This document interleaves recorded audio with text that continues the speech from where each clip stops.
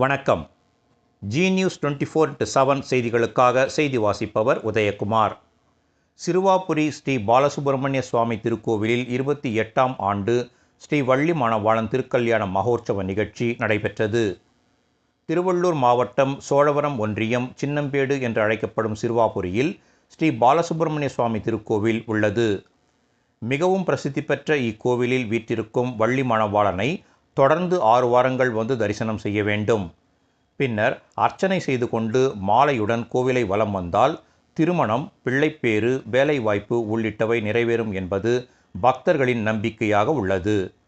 இந்நிலையில் இக்கோவிலில் ஆண்டுதோறும் ஜூன் மாதம் முதல் ஞாயிற்றுக்கிழமையன்று ஸ்ரீ வள்ளி மணவாளனுக்கு திருக்கல்யாணம் நடைபெற்று வருகின்றது.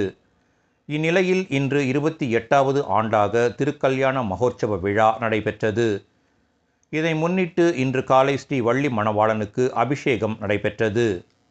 இதன் பின்னர் மகா அலங்காரம், மகா தீபாராதனை உள்ளிட்டவை நடைபெற்றது. இதைத் தொடர்ந்து திருக்கல்யாண உற்சவ மகோற்சவம் நடைபெற்றது. மதியம் 11:50 மணிக்கு ஆனந்தன் குருக்கள் தலைமையில் 10 பேர் கொண்ட வேத விற்பனர்கள் மந்திரம் முழங்க மாங்கல்ய தாரணம் நடைபெற்றது. இதன் பின்னர் மங்களவாத்தியம் மற்றும் திருக்கைலாய வாத்தியம் முழங்க சுவாமி 6 முறை உள்பிரகார புறப்பாடு நடைபெற்றது. மூலவர் முத்தங்கி சேவையில் பக்தர்களுக்கு அருள் பாலித்தார்.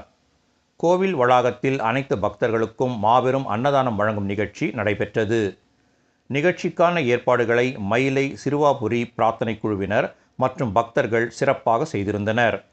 இந்நிகழ்ச்சியில் சென்னை, காஞ்சிபுரம், திருவள்ளூர் உள்ளிட்ட பல்வேறு மாவட்டங்களைச் சேர்ந்த பல்லாயிரக்கணக்கான பக்தர்கள் கலந்து கொண்டு சுவாமி தரிசனம் செய்தனர். பெருமானாக வீட்டிருக்கக்கூடிய நமது அருள்மிகு சிறுவாபுரி ஸ்ரீ பாலசுப்பிரமணிய சுவாமி ஆலயத்திலே மயிலை சிறுவாபுரி பிரார்த்தனை குழுவின் சார்பாக 28வது ஆண்டாக வள்ளி மணவாள பெருமான் திருக்கல்யாண வைபவமானது வெகு சீரும் சிறப்புமாக இந்து சமய அறநிலையத்துறை அதிகாரிகளின் அலுவலர்களின் ஆதரவுடன் இது சீரும் சிறப்புமாக நடந்து கொண்டிருக்கிறது. இந்த மயிலை சிறுவாபுரி பிரார்த்தனை குழுவானது முதலில் திரு நாச்சியப்பன் அவர்களால் துவக்கி வைக்கப்பட்டது.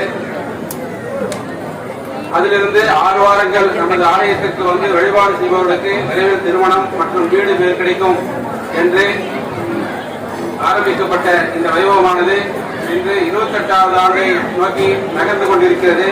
மேலும் இதிலே திருமணமாகாதவர்கள் கலந்து கொண்டு வரும் பொழுது அவர்களுக்கு அடுத்த ஆண்டு சுவாமிக்கு திருக்கல்யாணம் நடைபெறும் பொழுது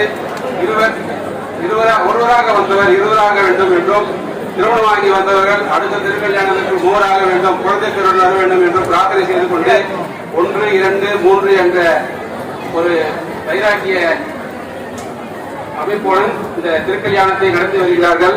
இந்த மயிலை சிறுவாபுரி பிரார்த்தனை குழுவின் திருக்கல்யாண வைபவமானது இன்று சிறப்புடன் நடைபெற்றது. இப்பொழுது மாங்கல்ய தாரணம் நடைபெற்றது. நம்மளாம் கல்யாணத்துக்கு போனா அக்ஷதை போட்டு ஆசீர்வாதம் பண்ணுவோம். இங்க வந்து சாமி கையில அக்ஷதை கொடுத்து சாமி நம்மளுக்கு ஆசீர்வாதம் பண்ணுவார். சீக்கிரமா கல்யாணம் நடக்கணும், குழந்தை குழந்தை நடக்கணும், வீடு இல்லாத வீடு கிடைக்குதுன்னு சொல்லிட்டு சாமியோட அக்ஷரை வந்து எல்லாருக்கும் ஆசீர்வாதம் கொடுப்பாங்க. எல்லாரும் தலையில சிரத்துல ஏந்திக்கிட்டு ஆசீர்வாதத்தை பெற்றுக் கொள்ளுமாறு கேட்டுக்கொள்கிறோம். மேலும் இன்னொரு 5-10 நிமிடம் இருந்தீங்கன்னாக்கா இப்ப நம்ம சாமிக்கு வந்து உபச்சாரம் நடைபெறும். நம்ம கல்யாணத்துல வந்து சிறப்பு இருப்பாங்க இல்லையா, அது மாதிரியா சாமிக்கு வந்து உபச்சாரம் நடக்கும். சாமியை வந்து தமிழ் பாடல்களை போற்றி புகழ்ந்து பாடப்பட்டோம். அதன் பிறகு மாலை இந்த டிக்கெட் வாங்கிடுவோம்னா மாலை வந்து இந்த யாகசால ரூம் கொடுப்பாங்க.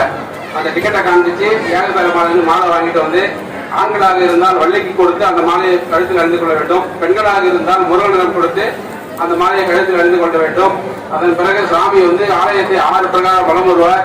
அப்பொழுது மாலை அணிந்தவர்கள் உடன் சாமி பின்னாடியே வந்து விரைவில் திருமணம் நடைபெற வேண்டும் என்று வேண்டிக் கொண்டு 6 பிரகாரம் வலம் வர வேண்டும். வந்த பிறகு கொடிமரத்துக்கு நமஸ்காரம் செய்து கொண்டு மூலவரை தரிசனம் செய்ய வேண்டும். பிறகு அனைவருக்கும் விருந்து ஏற்பாடுகள் செய்திருக்கிறார்கள், மதிய உணவு. அதன் பிறகு இந்த யாகசாலை வந்தீங்கன்னாக்கா எல்லாருக்கும் பிரசாத பை, இந்த டிக்கெட் வாங்கியிருக்கோம்னா பிரசாத பை கொடுப்பாங்க, அதெல்லாம் வாங்கிக்கலாம். கொஞ்ச நேரம் அமைதியாக இருக்க மாதிரி கேட்டுக்கொள்கிறோம்.